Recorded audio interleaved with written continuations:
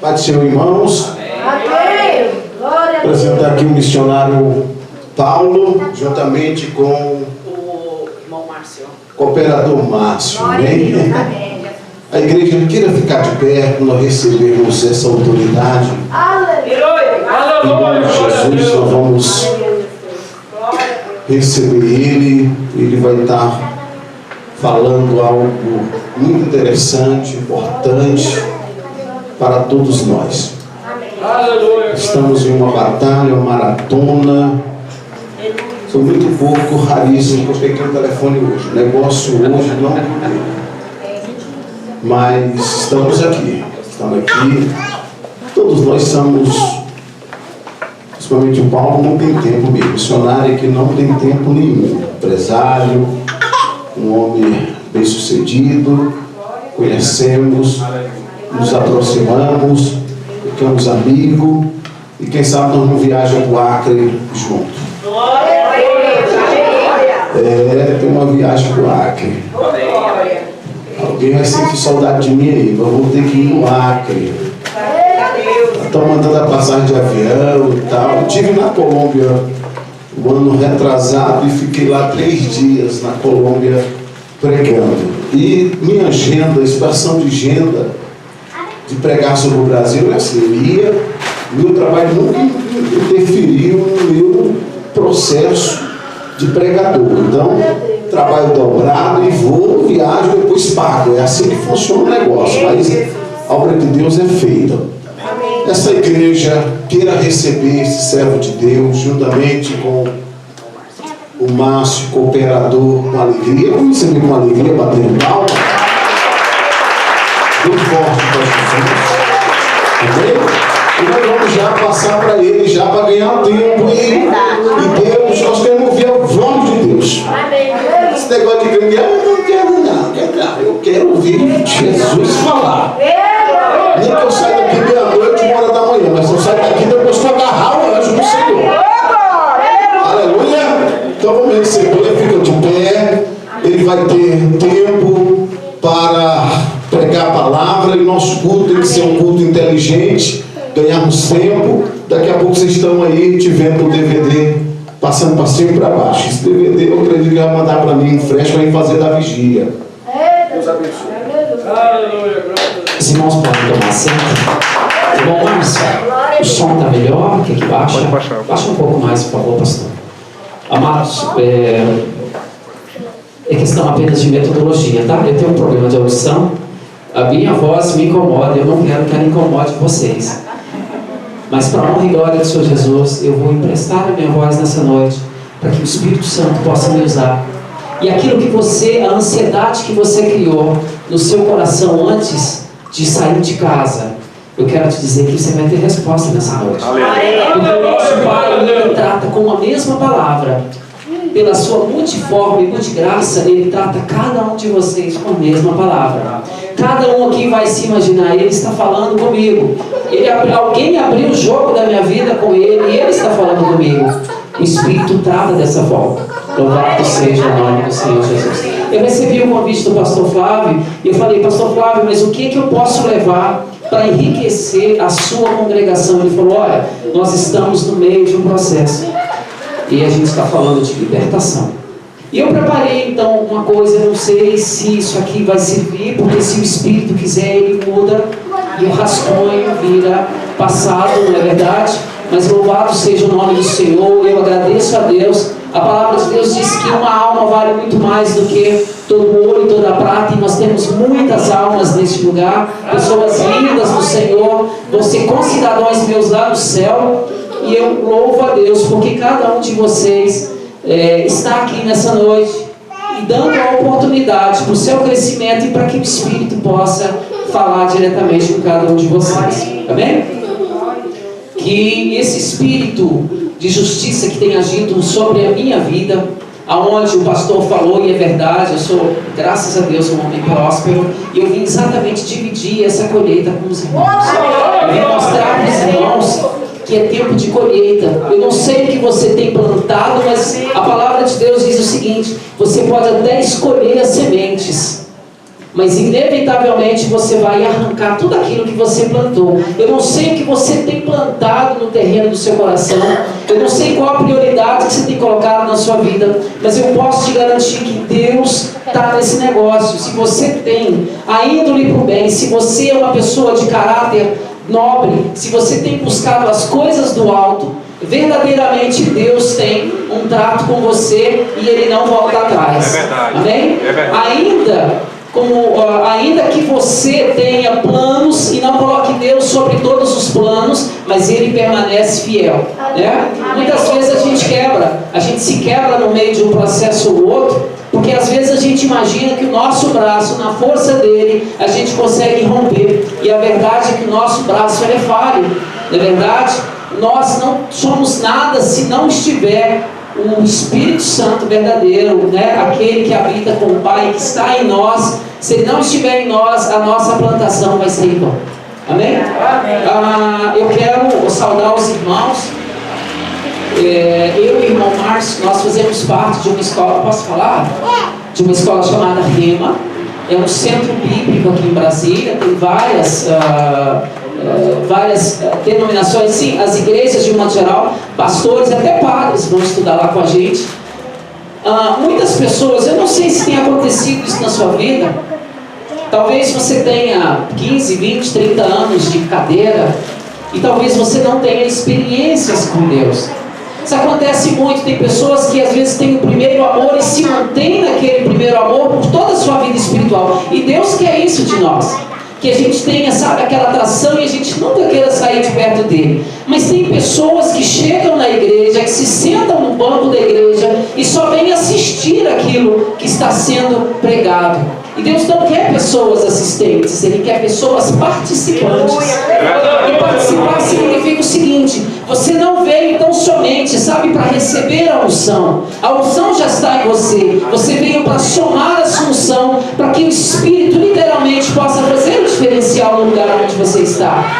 Sabe, eu aprendi uma coisa, irmãos, que aonde eu chego, Deus chega. Olha só. Não é verdade? E cada um de nós temos esse propósito. Quando você chegar, a sua luz manifesta tem que ser tamanha que toda a escuridão tem que ir embora. E como aqui todos somos luz, imagine que claridade é isso aqui lá na cidade celestial. O inferno nem chega perto, o diabo está a quilômetros daqui, porque eu sei que Deus está nesse lugar. Amém? Deus abençoe o propósito e a vida de cada um de vocês. Se os irmãos estiverem com a Bíblia fácil, eu gostaria que os irmãos abrissem a palavra de Deus lá em Gênesis, no capítulo 8, verso 21. A gente vai dar umas navegadas aí pela Bíblia, para que os irmãos possam exatamente terem essa facilidade de entendimento. Nós vamos pegar com um certo cuidado, para a gente não ir além daquilo que os irmãos já conhecem. Mas eu confesso para os irmãos que agora há pouco eu comecei a falar a respeito do banco e falei a respeito do crescimento espiritual que a gente tem que ter. Paulo fala lá em 1 Coríntios, ele fala que quando ele era menino, ele pensava como menino, já está saindo, mas que depois ele cresceu e aí ele começou a ver coisas de homem, porque existe um tempo de crescimento na nossa vida. Então tem coisas que de repente, se o pastor Flávio mudar a sua forma de ensinar e chegar aqui com uma certa prática, pode ser que ele assuste alguns irmãos, porque existe o crescimento espiritual de cada um. Então os irmãos têm que comer a carne na medida que vão aceitando a carne, não é verdade? Não se aborreçam se eu falar que existem doentes aqui.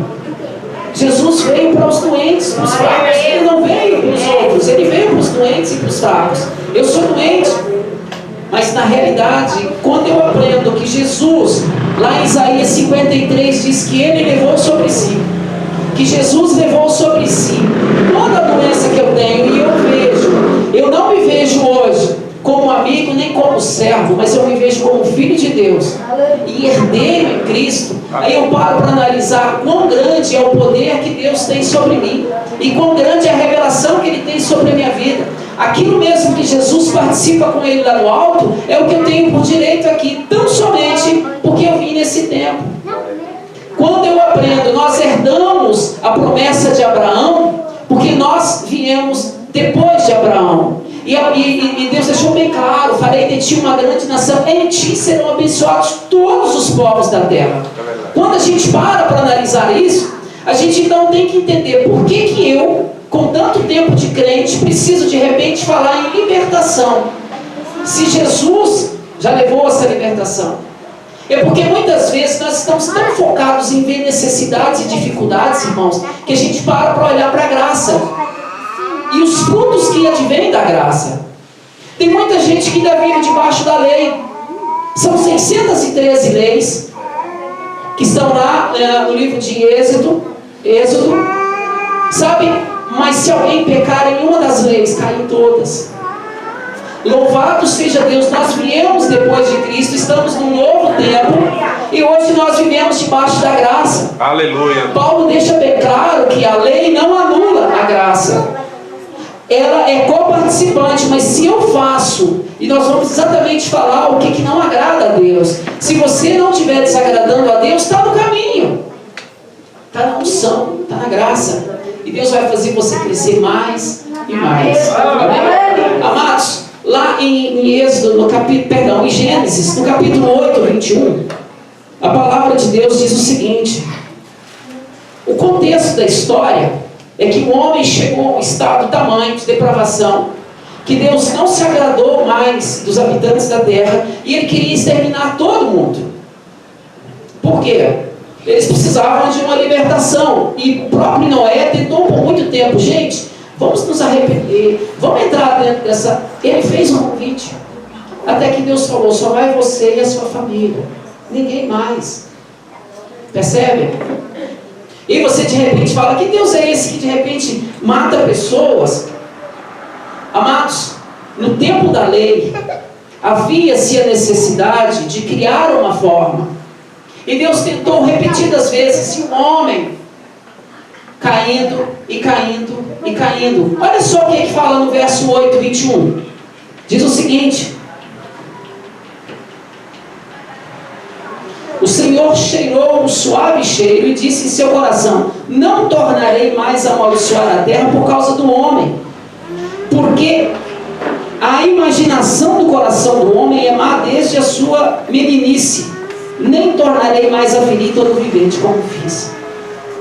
Deus tomou uma medida drástica depois que não tinha mais como negociar com ninguém, e o escolhido para uma nova geração foi Noé. Noé então foi o primeiro de uma linhagem que já deveria ser numerosa, e aí de Noé é que veio toda a descendência. Então nós temos lá atrás Moisés, depois Noé, e depois a gente tem Abraão.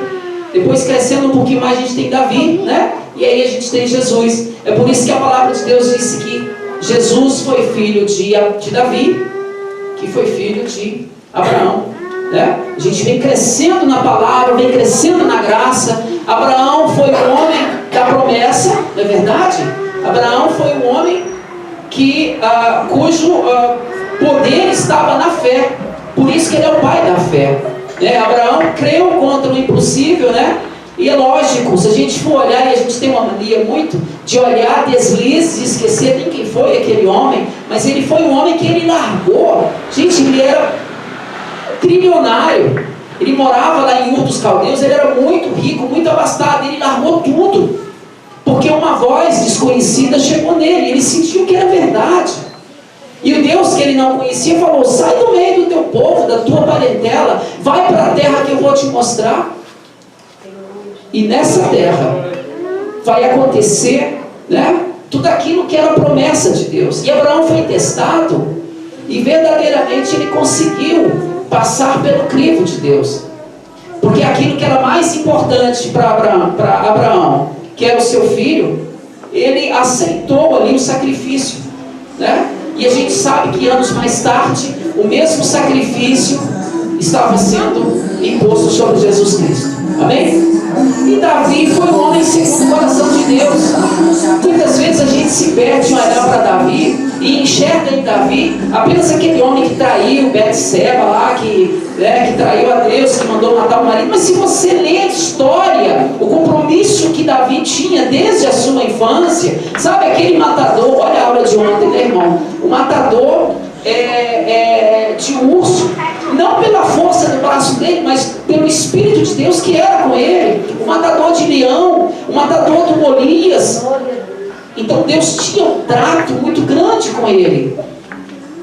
E você sabe qual é a diferença desses homens?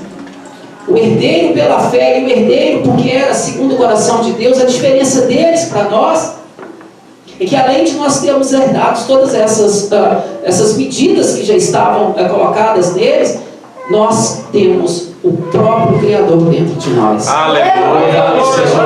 O Espírito Santo, ele habita em mim e em você. Eu quero te ensinar uma coisa. Eu trouxe aqui 4 copos. Olha só uma coisa. A gente vai ministrar a palavra de Deus e apresentar para vocês uma proposta diferente.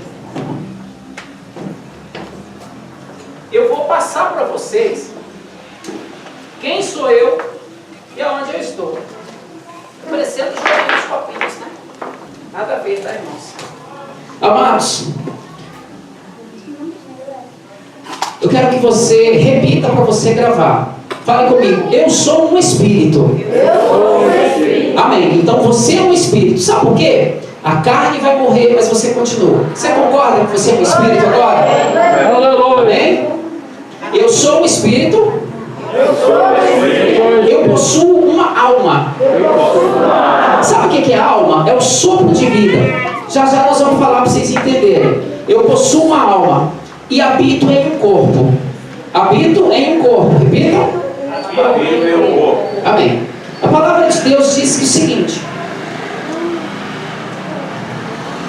quando nós, esse aqui é o ser espiritual.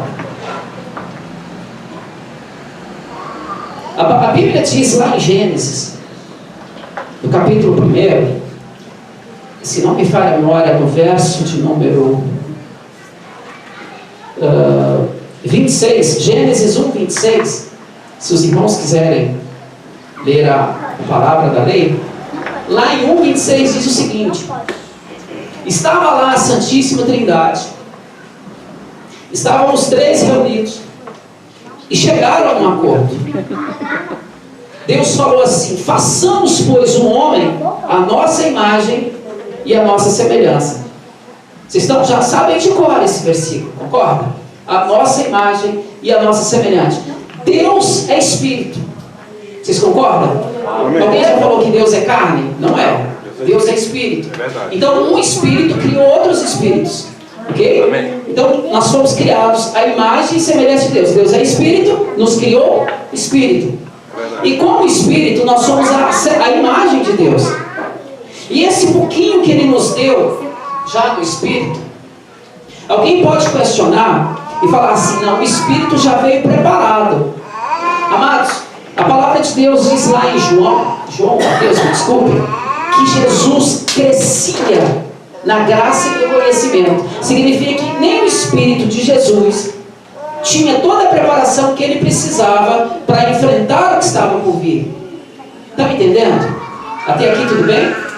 Então nós chegamos aqui na terra com um pouquinho de entendimento espiritual. Toda pessoa quando chega na terra, ela já vem com um entendimento divino, mas ele é limitado. Vocês já ouviram falar que toda criança, até uma certa idade, ela inclusive vê coisas que a gente que é adulto nem vê? Ela está muito ligada na espiritualidade, ela está chegando. Isso é normal. Acontece que na medida que a criança vai entendendo que é o mundo, o olho espiritual vai recuando e o olho material vai crescendo. Num dado momento da vida, eu não posso dizer para você que é com 4 anos, 5 anos, 6 ou 7. Você sabe aquele ditado? Ensina desde cedo a criança o caminho que deve andar, e quando ela crescer não se afastará dele. Não é verdade?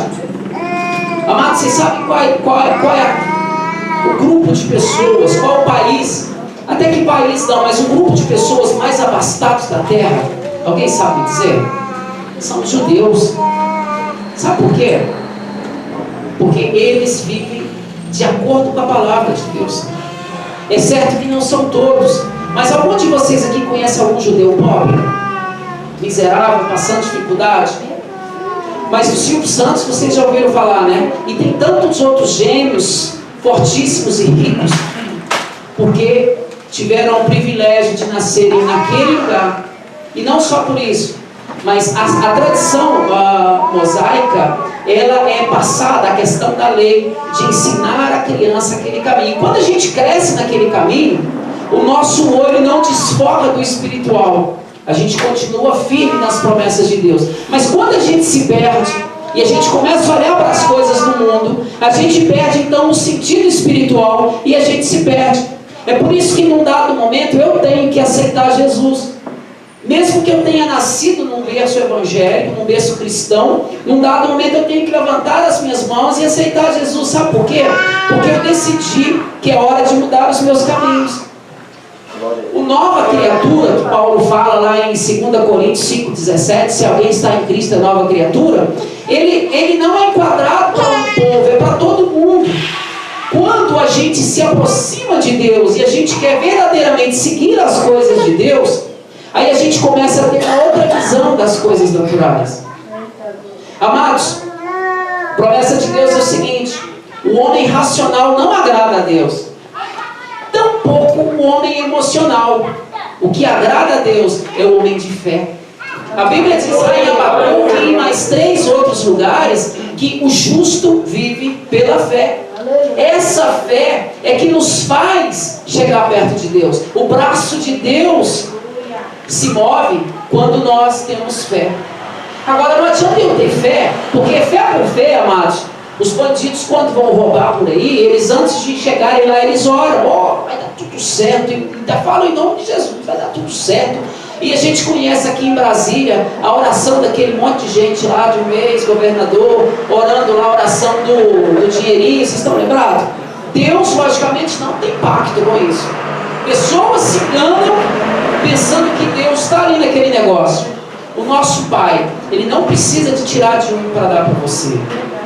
Ele tem o suficiente para que todos nós tenhamos tudo. Amém. A primeira coisa que nós temos que pedir para Deus é vida e vida em abundância. E Cristo já nos deu isso. Ele veio para isso. Então quando eu determino essa abundância de Cristo em mim, e eu tomo posse daquilo que é abundância nele, eu não passo falta de nada. É por isso que tem uma promessa em Mateus capítulo 6, verso 33, de que se buscarmos primeiro o reino de Deus, tudo mais nos é acrescentado. Amado, eu não sei se você está passando necessidade, se você tem dificuldades, eu não sei qual é o foco da sua vida, mas se você colocar Cristo como centro da sua vida, ela vai mudar. É verdade. Isso é promessa de Deus. Amém. Deus não mente. Aconteceu assim comigo. Eu tive por diversas vezes, eu ouvi a voz do Espírito falando comigo. Vamos continuar aqui na nossa linha básica. O Espírito vem com um pouquinho de entendimento. Os irmãos querem saber onde é que está escrito isso? Vamos lá para o Novo Testamento. Para a gente entender, abram por favor Romanos 12, 3. Romanos 12, 3. Aonde fala que nós temos, que a gente já chega aqui com um pouquinho de entendimento. Senhor, minha Bíblia tem Romanos 12. Misericórdia. Está aqui. Amém. Olha só o que Paulo diz ao povo de Corinto. Aqui, depois, eu gosto de contar o contexto, porque as pessoas falam assim, esses pregadores tiram frases fora de contexto para virar pretexto, não é verdade? Tem muita gente ensinando doutrina que não é a doutrina de Deus e tiram o texto fora do contexto. O contexto aqui é o seguinte: Paulo está falando para o povo de Corinto sobre transformação, sobre mudança. Ele fala assim, vamos no versículo 1. Olha só o que ele fala no versículo 1, e eu já vou explicando. 12, 1. Rogo-vos, amados, a minha versão é Deik, ela talvez seja um pouco diferente da sua, mas você vai me emprestar a sua? Tá. Deixa eu falar a mesma linguagem aqui, obrigado. Rogo-vos, pois, irmãos, pelas misericórdias de Deus, que apresenteis o vosso corpo por sacrifício vivo, santo e agradável a Deus, que é o vosso culto racional. E não vos conformeis com este século, mas tende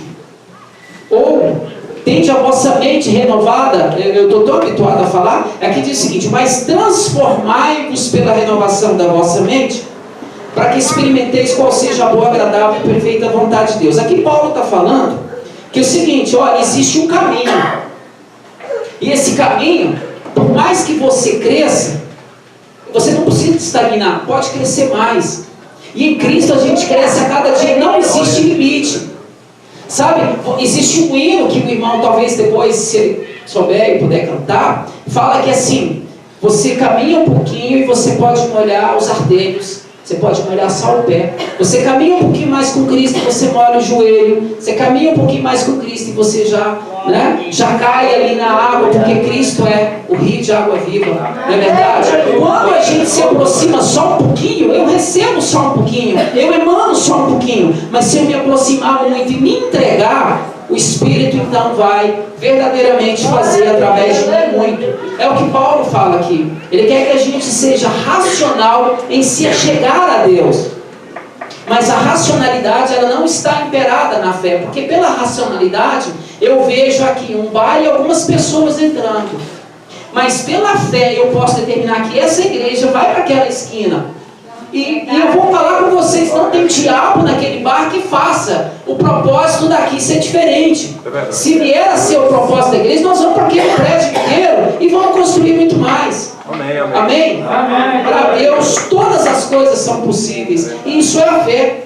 Olha, o verso 2 diz o seguinte: porque pela graça que me foi dada, digo a cada um dentre vós que não pense de si mesmo além do que convém, mas antes pense com moderação.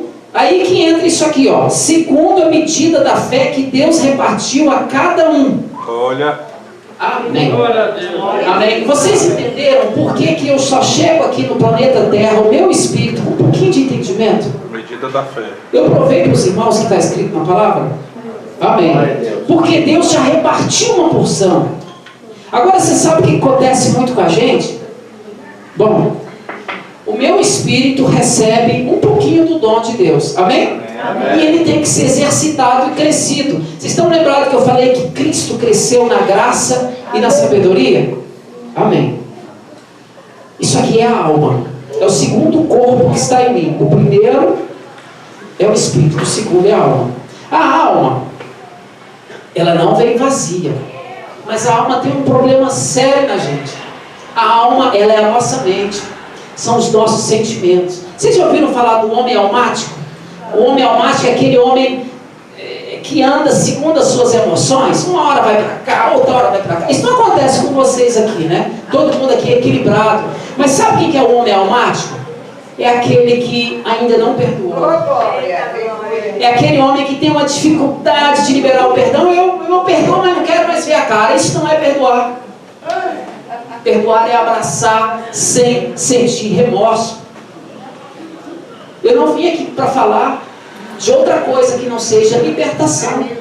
E nós estamos falando da alma. O grande problema do homem está exatamente na alma. Deixa eu contar para vocês uma coisa. Todos nós, existe um provérbio chinês que diz o seguinte, que todos nós temos 2 cachorros dentro do nosso interior. Eu não tenho 2 cachorros, eu tenho dentro do meu interior o espírito e a alma. Mas é só para os irmãos entenderem uma coisa. 2 cachorros. Não existe equilíbrio. Se eu der muita comida para o espiritual, ele vai ficar cheio. E aí eu vou só começar a enxergar coisas de Deus porque ele está cheio. Se eu der muita comida para a carne, a minha carne fica cheia e o meu espírito vazio. E aí se os irmãos perguntarem para mim, eu tenho que dividir? Isso não, eu tenho que andar com o copo do espírito sempre cheio. Sabe paixão você voa. Com o Espírito não existe limites para você chegar. Oh, aleluia! O limite é o céu. Não existe limite. Deus quer que nós venhamos a participar da ceia dele. E a ceia de Deus não é aquela coisa minguada. Certa vez nós estávamos numa igreja e eu me lembro que no meio do louvor Deus arrebatou uma pessoa que estava, arrebatou o seu espírito e levou ele a participar das coisas do reino.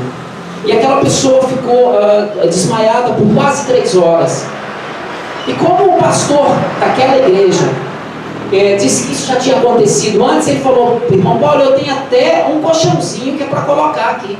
Ele foi lá, buscou o colchãozinho e botou aquela pessoa para dormir. Era uma mãe de santo, né? Ela foi ali e o Espírito começou a tratar com ela. E aconteceu que enquanto estavam louvando, num dado momento ela foi embora.